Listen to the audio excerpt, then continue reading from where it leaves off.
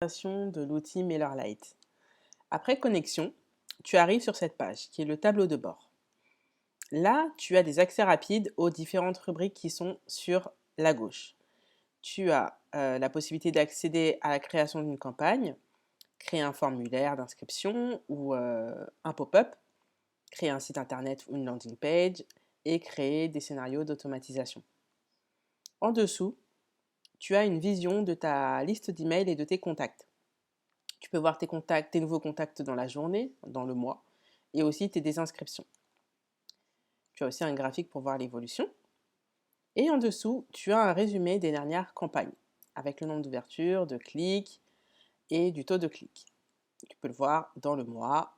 Et ensuite, les scénarios d'automatisation actifs, les désinscriptions aussi, les formulaires et les sites. Donc c'est vraiment des accès directs.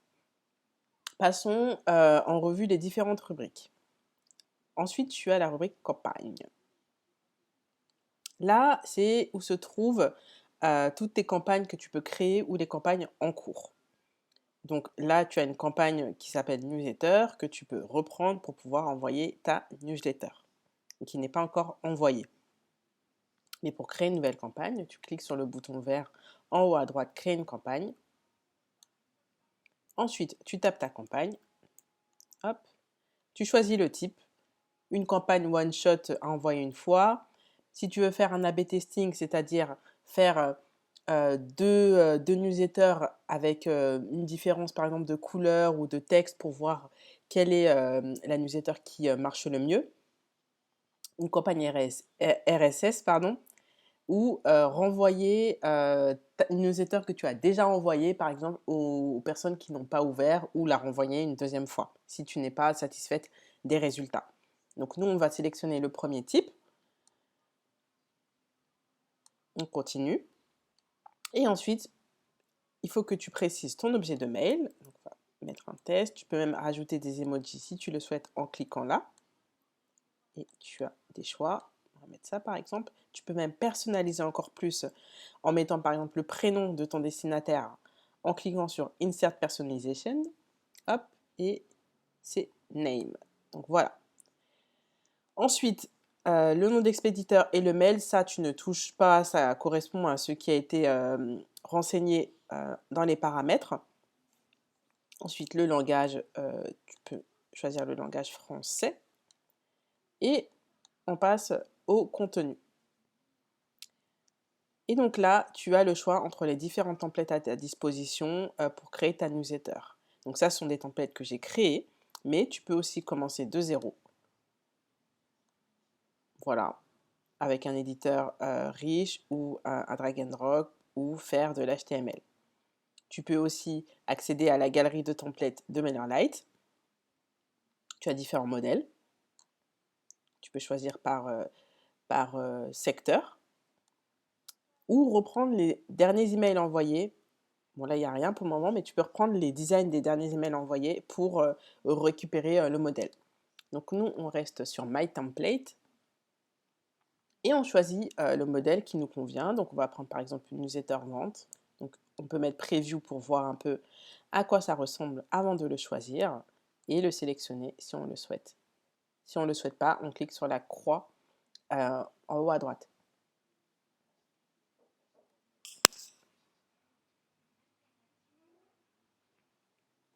On arrive ensuite sur la page pour modifier, paramétrer la newsletter, donc avec du texte, rajouter des images, changer les couleurs, etc. C'est assez simple. Et sur la gauche, en fait, on a tous les blocs pour pouvoir construire sa newsletter. Il suffit juste de scroller et de sélectionner ce qui nous convient. On a les boutons, les produits, on a même les signatures de mail, les boutons réseaux sociaux, les cartes, on a pas mal de choses pour pouvoir construire au mieux une belle newsletter. Et sur la droite, c'est toute la partie un peu design graphique, donc tout ce qui est couleur. Donc déjà, il y a la partie contenu.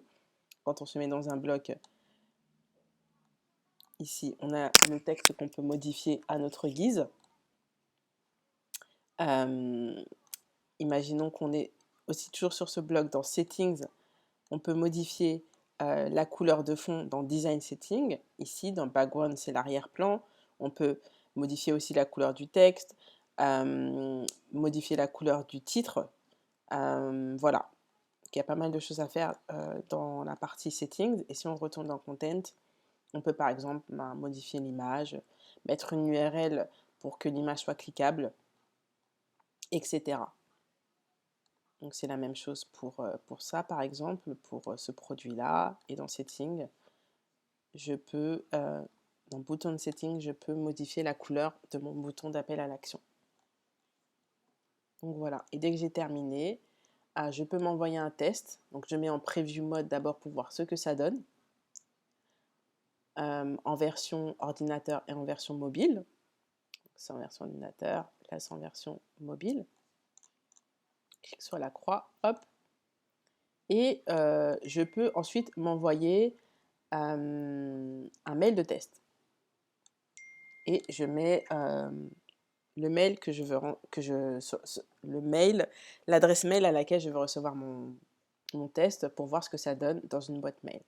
Si par exemple j'ai fait une erreur dans la rédaction de mon texte, je peux cliquer ici, dans cette petite flèche en arrière avec une horaire, et retourner en arrière. Ça va mettre toutes les actions qui ont été faites et retourner en arrière.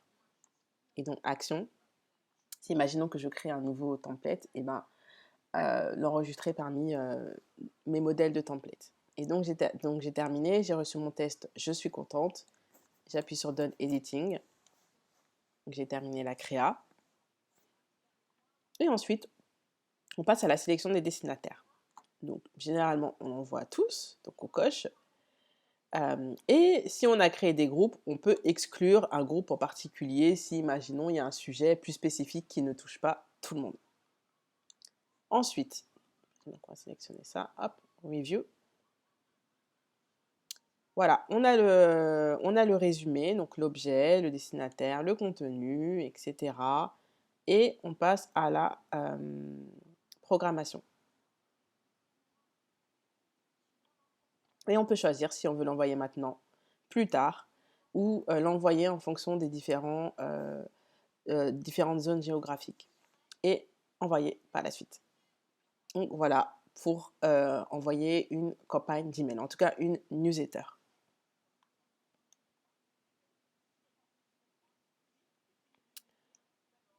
Ensuite, quand tu reviens dans la page toujours de présentation de la newsletter, là tu verras toutes les newsletters qui sont créées.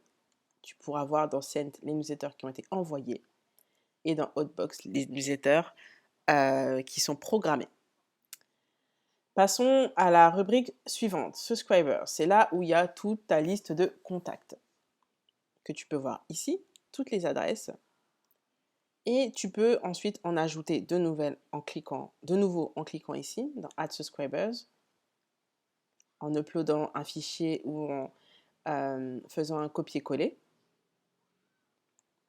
Voilà. En ajoutant juste un seul, c'est possible. Ensuite, tu as la possibilité de cibler encore plus ta liste email en créant des segments ou des groupes. Des segments, ça te permet de cibler encore plus ta liste mail en fonction d'un comportement ou d'habitude d'achat, par exemple. Donc, tu as juste à aller dans la sous-rubrique dédiée, créer un segment et c'est fait. Pareil pour groupe, tu vas dans la sous-rubrique groupe. Donc là, j'ai déjà créé un groupe qui s'appelle Inscrit Newsletter et toutes les personnes qui sont dans ce groupe recevront ta newsletter. Tu peux aussi en créer un, par exemple, inscrit site internet ou par exemple, participant campagne crowdfunding, par exemple. C'est la même chose, tu cliques sur le bouton vert et tu crées ton groupe. Si tu retournes dans All Subscribers, tu as la possibilité ensuite d'attribuer ta liste de contacts à un groupe. Il faut juste aller ici, sélectionner tout et dans Action, tu as la possibilité d'ajouter un groupe, de les retirer d'un groupe ou de les exporter. Voilà, pas mal de choses à faire. Si on remonte en haut,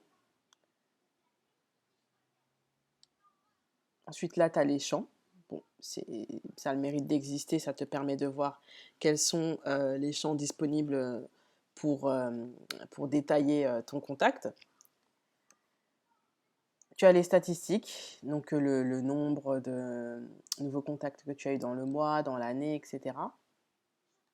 Et ici, tu as tous les contacts inactifs, c'est-à-dire tous ceux qui n'ont pas ouvert tes mails pour au moins 6 mois. C'est très important de nettoyer ta liste mail pour pas impacter ta délivrabilité et tomber en spam.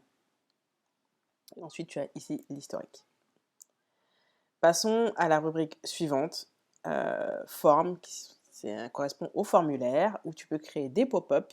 Donc ça correspond aux petites fenêtres qui se déclenchent quand tu arrives sur un site internet. Tu as un exemple ici.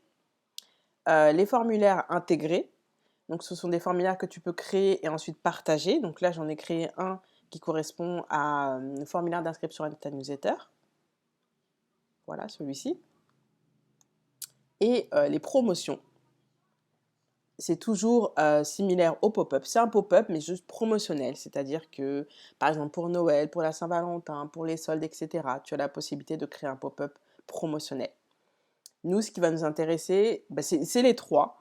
Mais en premier, vu que tu n'as pas encore de site internet, je t'ai créé un formulaire intégré. Et donc, pour en créer un, que ce soit un pop-up ou un pop-up de promotion, toujours un bouton vert en haut à droite, créer. Pour le partager, tu as la possibilité donc tu cliques ici, en Overview. Et donc là, tu as plus de détails sur ton formulaire. Et en ayant cette URL, en la copiant, tu peux ensuite partager à ta guise ton formulaire qui ressemblera à ça une fois partagé. Tu peux voir aussi avec ce formulaire les analytiques, donc combien de fois il a été vu, le nombre de visiteurs, etc. À quel scénario d'automatisation il est rattaché. On va y venir après. Donc là, on peut voir qu'il est rattaché à un scénario d'automatisation. Donc, il faut faire attention à ne pas le supprimer, sinon ça casse tout. Et ici, donc, tu peux le modifier, le renommer, etc. Et ici, c'est le double opt-in, c'est-à-dire tout ce qui est les recommandations légales de confirmation d'inscription à ton adresse mail. Voilà. Donc, en allant dans double opt-in, tu peux modifier le texte si tu veux. Et voilà. Et aussi le message de remerciement. Si on retourne en arrière, donc là tu as la possibilité de retourner en arrière en cliquant sur Forme, ou tu peux cliquer sur la colonne de gauche. Si je retourne dans Embed Form, imaginons qu'il y a une faute d'orthographe ou que tu veux modifier ton formulaire, tu peux cliquer sur Edit et procéder à la modification de ton formulaire, ou changer les couleurs, ou rajouter des champs que l'abonné devra renseigner. Donc ici, c'est un peu comme la newsletter. Donc là, tu cliques ici, tu modifies le texte. Toujours Save, même si ça s'enregistre automatiquement. Hein. Et dans Settings, tu as toutes des recommandations, mais qui sont vraiment très mineures. Donc tu n'as même pas besoin d'aller là. Mais c'est plutôt cette rubrique-là, Design, qui va t'intéresser. Ensuite, Done Editing. Et on est bon.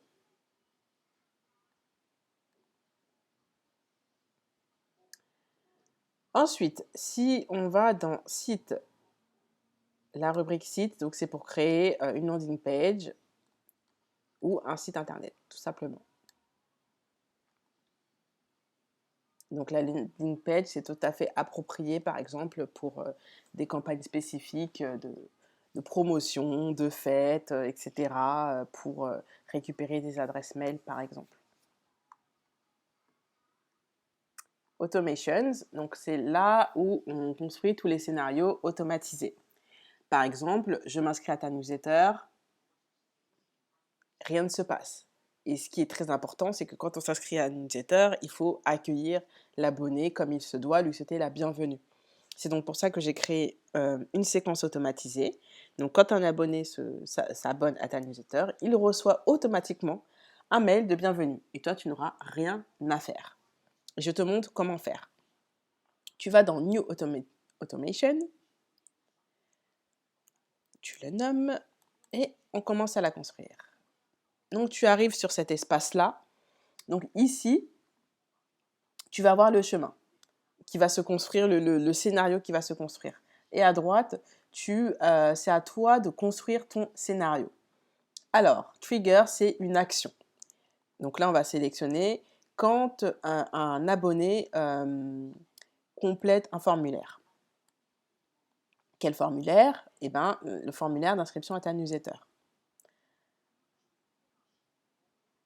Hop, on enregistre. Et donc, il est ajouté sur la partie de gauche. OK, il faut rajouter une action ensuite. Donc, on clique sur plus. On peut tout de suite déclencher l'envoi d'un mail, faire un délai, par exemple, l'envoyer 1 ou 2 jours après. Envoyer une condition, par exemple, que ce soit déjà un acheteur ou que ce soit un non-acheteur, etc.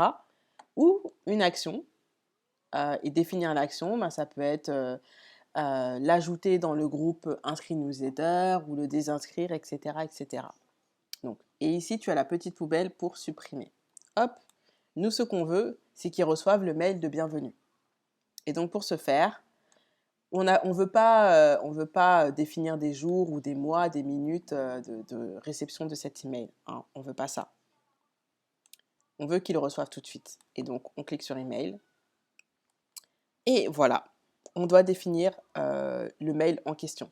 Et donc, comme on l'a vu dans la rubrique campagne, donc on définit le nom, l'objet, on peut même ajouter une personnalisation, hop, destinataire, le mail et le langage français. Et on se met à créer son email. Et là, on est renvoyé vers l'espace un peu de création de mail. Et donc là, tu peux choisir ton template ou commencer à en créer un de nouveau ou prendre des mails récents. Donc nous, on va prendre le template formulaire d'inscription, donc on va le choisir.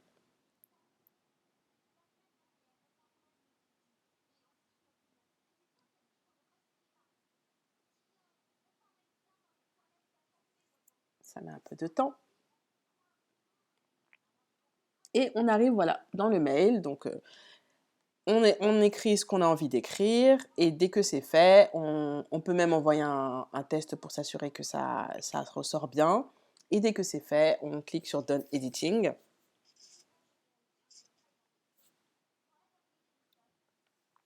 Et on est de retour dans le scénario d'automatisation. Notre mail est créé, il est là, c'est parfait. Ensuite, on peut ajouter autre chose. Par exemple, on va mettre au bout de 2 jours, hop, et on l'ajoute, hop, on fait une action, on l'ajoute dans le groupe, par exemple, on le retire du groupe inscrit newsletter. C'est vraiment un exemple, hein, pour que tu aies un peu le processus en tête. Et c'est fait. Et là, mon scénario, il est construit. Et dès que j'ai fini, et ben je sélectionne ici. Et là, ça veut dire que mon workflow, donc mon automatisation, elle est en ligne. Elle fonctionne. Et voilà. Donc là, je vais couper parce que j'ai déjà un scénario qui fonctionne et c'est la même chose. Donc là, tu peux voir qu'il est inactif et que là, il y a un scénario qui est actif et qui envoie un mail après inscription à ton formulaire d'inscription à la newsletter. Passons ensuite à la rubrique suivante, donc account setting, donc c'est ce qui correspond à tous les paramètres de compte que tu pourras voir ici.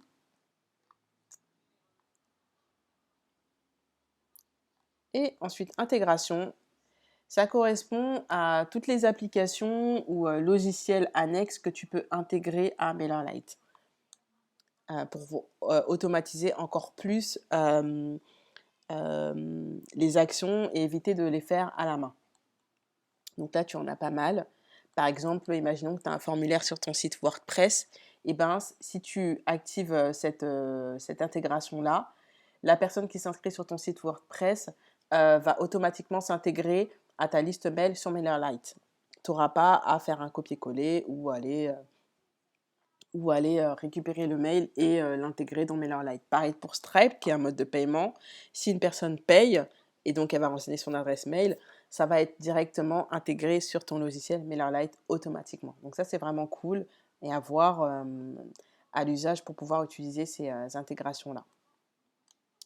Ensuite, File Manager, c'est là où tu as toutes les images que tu intègres dans tes newsletters, dans tes landing pages, dans tes sites internet, etc. Tout est recensé ici. Tu peux bien évidemment en supprimer. Tu sélectionnes, tu cliques sur Delete ou en intégrer aussi. Ou même, même importer des images depuis Unsplash, depuis ton Google Drive, depuis Jiffy. Enfin voilà, tu as pas mal de possibilités. Et on arrive à la dernière rubrique qui est ma template, là où tu as tous tes templates de newsletter, de campagne et de landing page. Donc c'est ici que tu peux créer tes templates également. Donc là c'est les campagnes et là c'est les landing pages. Donc pour le moment il n'y a rien de créé, mais tu pourras aller directement ici et donc créer un template en cliquant sur ce bouton là. Donc voilà pour le tour d'horizon rapide de MailerLite. L'objectif, c'est de mettre les mains dans le cambouis, de tester par toi-même et tu vas y arriver, j'en suis certaine.